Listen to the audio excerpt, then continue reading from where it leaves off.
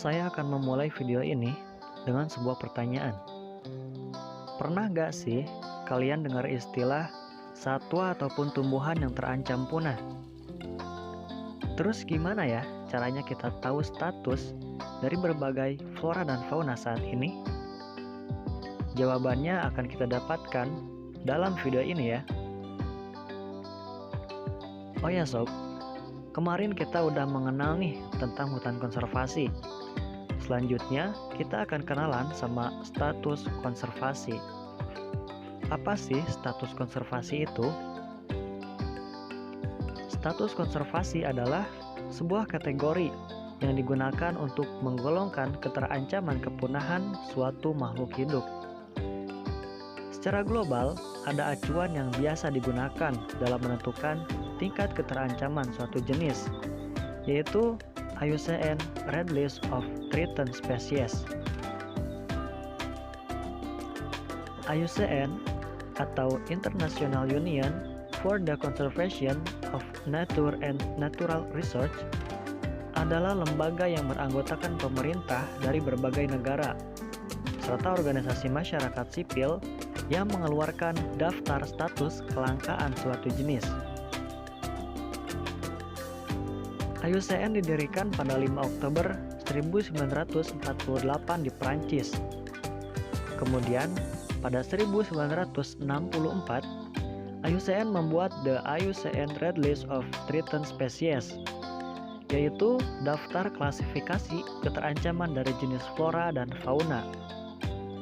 Pada tahun 1999 hingga kini, IUCN diberi mandat oleh PBB sebagai satu-satunya institusi resmi untuk memberi dan mengamati status konservasi dari flora dan fauna di dunia.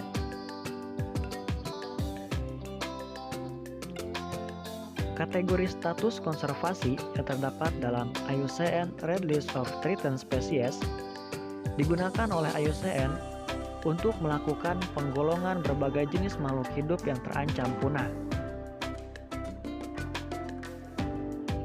Didirikan pada tahun 1964, IUCN Red List of Threatened Species telah berkembang menjadi sumber informasi terlengkap di dunia tentang status konservasi global spesies hewan, jamur, dan tumbuhan. IUCN Red List of Threatened Species memberikan informasi tentang wilayah sebaran, ukuran populasi, habitat dan ekologi, penggunaan dan perdagangan, ancaman, dan tindakan konservasi yang akan membantu menginformasikan keputusan konservasi yang diperlukan. Status konservasi dalam IUCN Red List of Threatened Species terdiri dari 9 kategori, yaitu extinct, extinct in the wild, critically endangered, endangered, vulnerable, near threatened, risk concern, data deficient, dan not evaluated. Dan selanjutnya kita akan bahas satu persatu. Yang pertama adalah extinct atau punah.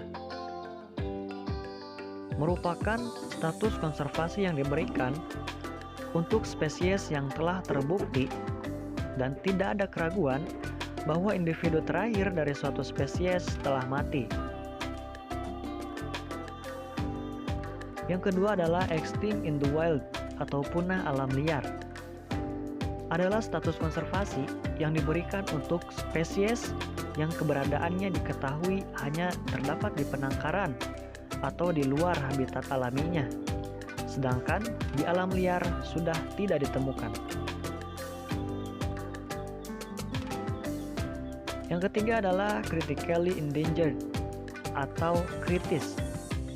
Merupakan status konservasi yang diberikan untuk spesies yang sangat berisiko punah dalam waktu dekat. Yang keempat adalah endangered atau terancam. Adalah status konservasi untuk spesies yang sedang menghadapi risiko kepunahan di alam liar pada waktu dekat. Yang kelima adalah vulnerable atau rentan. merupakan status konservasi untuk kategori spesies yang menghadapi resiko kepunahan di alam liar di waktu yang akan datang. Yang keenam adalah near threatened atau hampir terancam, yaitu kategori status konservasi yang ditujukan untuk spesies yang mungkin berada dalam keadaan terancam punah atau mendekati terancam punah.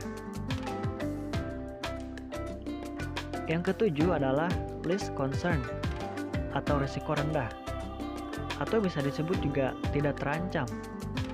Adalah kategori dari IUCN untuk spesies yang telah dievaluasi namun tidak masuk dalam kategori manapun. Yang kedelapan adalah data defisien atau informasi kurang, yaitu kategori status konservasi yang diberikan apabila data atau informasi mengenai kepunahannya belum jelas dan risiko kepunahannya berdasarkan distribusi atau status populasi. Dan yang terakhir adalah not evaluated atau belum dievaluasi. Adalah kategori status konservasi yang tidak dievaluasi berdasarkan kriteria-kriteria IUCN.